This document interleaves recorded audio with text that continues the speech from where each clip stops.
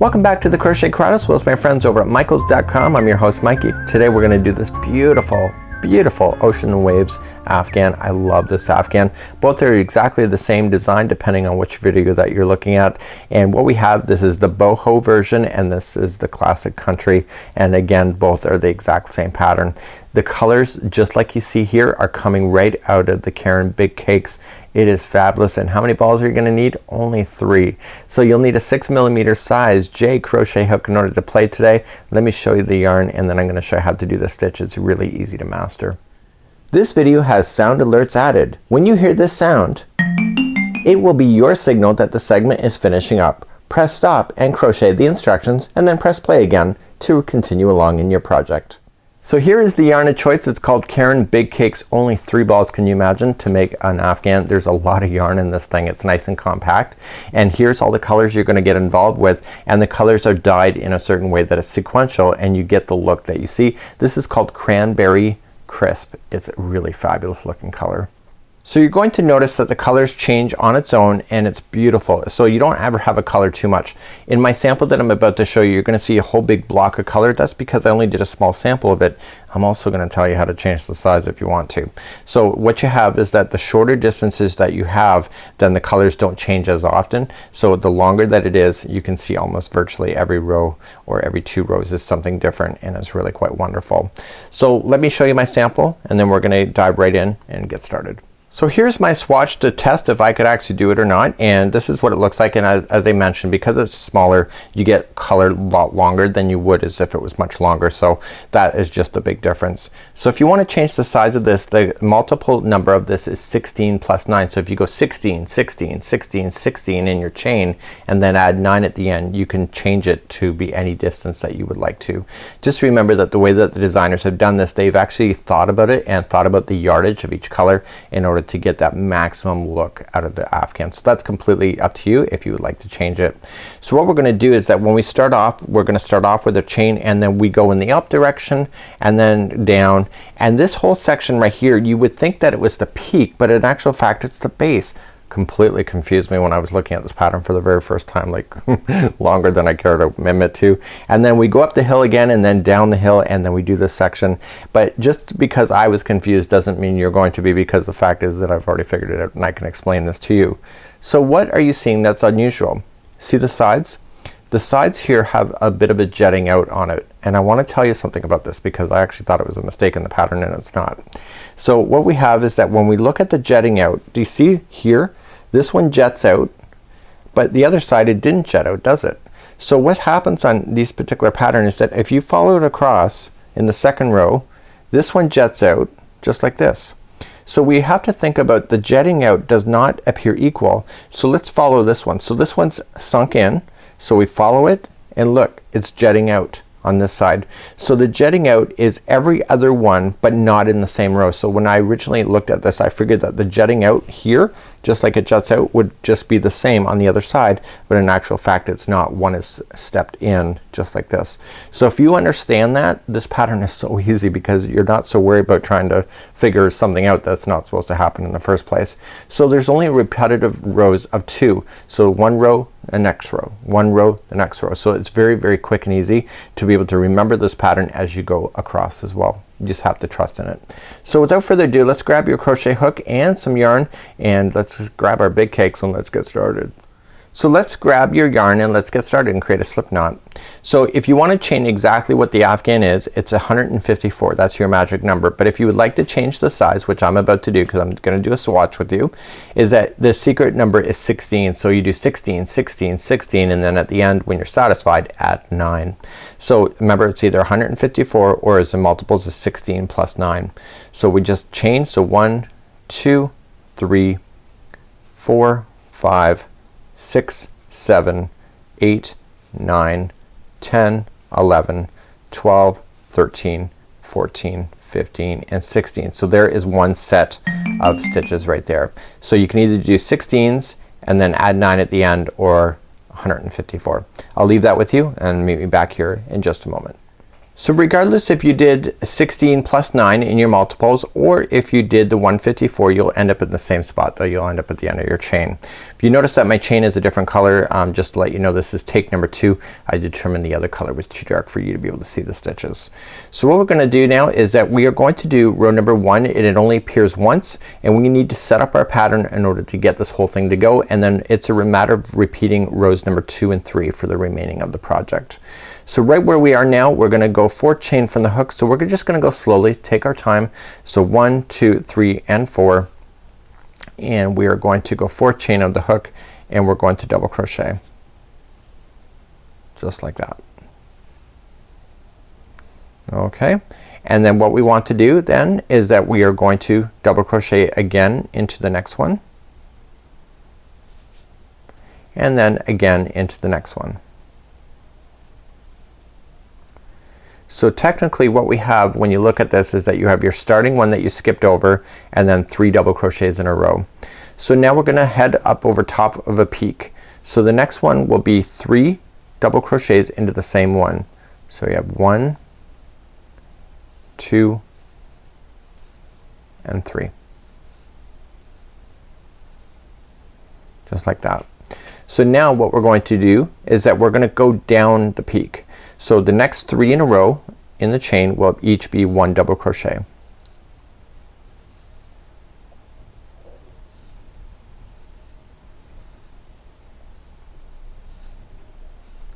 And now we're ready for the fun stuff. So you can see that a peak actually formed in your project. So now what we're gonna do is that we're gonna swoop around the bottom and collect it in a way that you would think that it's actually a top of a peak, but it's actually bottom. It's actually pretty ingenious. So what we have is that we're going to skip over a set number of stitches which will be the number of 4. So 1, 2, 3, 4 and go to the 5th, and I want you to double crochet into the 5th. So we're gonna create like a half of a wagon wheel kind of idea. So into the 5th one here I double crocheted, and then I'm gonna chain 1 and I'm gonna double crochet again into that same one, and then I'm gonna chain 1 and double crochet again. And you want a total of these 5 double crochets that are separated by chain 1. So chain 1, double crochet, and then finally chain 1 and double crochet. So you should have at the end of this 5 double crochets in like a half moon formation, just like you see there. So now you're gonna skip over the next 4 chains. So 1, 2, 3, 4 and go to the 5th, and I want you to double crochet into the 5th. So you got 1 and then double crochet into the next one and double crochet into the next one, and we're heading back up the hill again. And I know it's almost hard to believe that you're doing that, but it really does work out that way. So we've now come up a hill and back down, and now we're swooping around, and now we're technically going back up the hill again. So once you have your 3 in a row, the next one is just 3 double crochets into the same one. So 1, 2 and 3. So that's the top of your hill. So now you're gonna come down the other side. How many in a row? It's only 3. So we're gonna come down. So 1 and 2 and 3. So you just got to remember that in the peaks, other than the one on the outside, is always going to be 3 double crochets by itself. There's going to be 3 at the top, and then 3 coming down the other way. And now we're going to do another one of these. So do you remember how many to skip? You got to skip over into the 5th one. So skip over 4 and go to the 5th, and you're going to put in your double crochet followed by a chain 1 and then double crochet again, followed by a chain 1 and double crochet again, and you want a total of 5 double crochets coming out of there, and they're separated by chain 1s.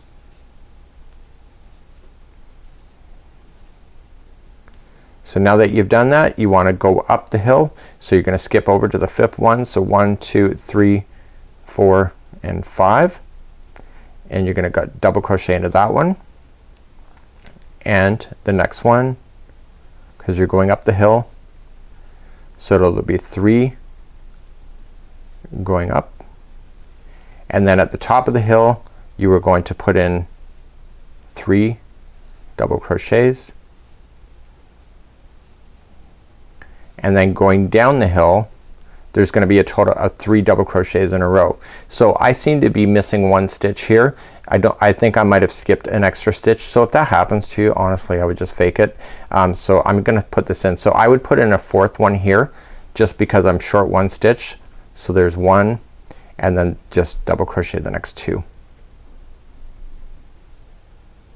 Sometimes you gotta make it or fake it, especially if you're going all the way across and you're off by a stitch. Sometimes you can manipulate it in order to work, like so. So now you technically went down the hill like there, so right at the end. So that's what I would do, and then we're gonna start row number 2 and then continue to row number 3 and then back to 2 and 3 and 2 and 3 all the way through. So let's begin row number 2 and we're gonna turn our work. So what's gonna happen here is that every time you're doing these kind of ideas, the very last one here is that, remember there's a jetting out? Well, we don't go all the way to the end. We stop a little early so that we can do our work just quite nicely. So this side, whenever we get, we'll always finish off a little bit earlier so that it creates the jetting out. But this side, when we go to start it, we'll always just start straight up.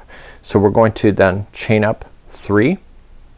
So 1, 2 and 3, and you want to double crochet yourself until you get to the middle of the group of 3 that is here. So just double crochet yourself up, and how many will there be? The answer is 4. There will be 4 double crochets sitting by itself.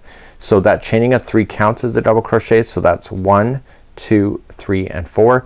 The next one is the middle one of the group of 3 that's in the top of the hill, and you want to keep that being the top of the hill, so you're gonna put in 3 there too. So that'll always be consistent for you. And so we're now gonna come down the hill, and you can see that there's 4 stitches. So 1, 2, 3 and 4. But whenever you go down the hill, you're only gonna do the first 3. Okay, so keep that in mind. Whenever you're coming up or down a hill, it'll only be 3. It's only the very first one on the edge that it's different. So now you can see you can leave that alone. So on row number 2, what we're going to do is that we're going to work ourselves into the chain 1 spaces that are in between the spokes that you see. So just lean on over, go right into the first space in between, and I want you to single crochet and then chain 3, and then go into the next chain 1 space, single crochet, chain 3, next chain 1 space, single crochet and then chain 3, and then this is the last one here.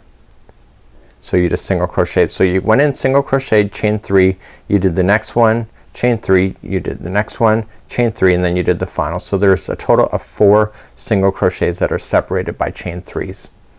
Now you're just gonna go up the hill. So when you go up the hill, you skip over the very first one, and then you just start in the second one to go up the hill, and you double crochet. So 1, 2, you're only doing 3 going up the hill, and then you should be in the middle one of the group of 3, which is right here, and you're gonna keep that being the peak, so you'll just put in 3 double crochets into the top. Okay, so let's review going back down the hill. So you're gonna do the first 3 there, you're gonna see 4, 1, 2, 3 and 4, but you're only gonna do the first 3. So 1, 2 and 3, and then you're going to do that fancy stuff that is in between the spots of the chain 1 areas here. So lean on over and just get a single crochet into the first space, and then chain 3, and then go into the next space, single crochet and chain 3, next space, single crochet, chain 3, and then your very final space that's left is just single crochet. So you're gonna do this same configuration going all the way across, and you get these beautiful ups and downs, and then as you hit the final one, so as you're gonna go and miss the first one and double crochet into the second one that's going up the hill. And how many are up the hill? The answer is 3. So you're gonna do 3 going up the hill. You're gonna be at the top of the hill now that you see. It's the middle one of the group of 3, and you're gonna keep that being the top, so you're gonna put 3 double crochets into that same one, and then you're gonna go down the hill only 3. So 1, 2 and 3, and look what happens. See, the jetting out is existing on this side, which it should be, where on the other side it's still going up flat. So we know that we're doing it correctly. So that's how you do row number 2. So every time you have row number 2, you'll do it exactly this way. Let's do row number 3. So let's begin row number 3. So we're gonna do it very similar. So what happens in this pattern is that this section here that you see, so here and here and the end, always are the same. So it doesn't matter the width of it, it's always the same. So what happens is that the area here changes every other row. So see how we have these fanning out of the 5 that have chain 1s in there? We're gonna introduce it back in the middle one of this section right here in order to keep it being consistent. So let's start again, and we're going to chain up 3. So 1, 2 and 3, and we're going to double crochet ourselves to the top of the hill, and there will happen to be 4. So remember what I said is that the edge is always different. It's always starting off with 4 going up the hill, where all the rest of the hills in the middle are always 3 up, doing the top 3 down. So now you're at the middle one of the group of 3. So to keep that being the middle, you have to put in 3 double crochet. So 1, 2 and 3, and then you're gonna come down the hill. How many? You have 4 there. So 1, 2, 3 and 4. It's only gonna be 3 going down. So 1, 2 and 3 going down. So in this row here, whenever you have row number 3, it's always gonna be the same thing. So you see that you have these chain 3 spaces. You see a total of 3 of them. So you wanna go into the middle one, and you want to create exactly what you created down here into that. So you're just gonna yarn over and double crochet right into the middle space, and you're gonna double crochet, chain 1 and double crochet again, and guess what? You're gonna chain 1 and you're gonna double crochet again, and chain 1, double crochet again, and chain 1 and double crochet. So how many double crochets will there be in those spaces? There will be a total of 5. So 1, 2, 3, 4, 5. Chain 1s that separate them, and we'll play with them again, doing exactly what we did in the row below next time we come back across that. So now we're gonna extend over, and we're gonna skip the first one that is going up the hill, go to the second, and you're gonna double crochet. How many going up the hill complete? There'll be a total of 3. Just like that. Now you're at the top of the hill. So you're gonna keep that being the top, so you're gonna put in your 3 double crochets,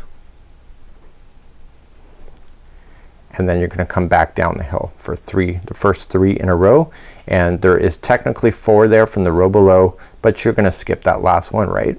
The answer is yes, Mikey, that's right. So now you're going to look to where you have, so you're gonna go into the middle one of the chain space here, and you're gonna double crochet, chain 1 and double crochet. How many do you need in there? You need a total of 5, making sure they're separated with chain 1s in the middle of them. So just make sure you got 5. So 1, 2, 3, 4, 5.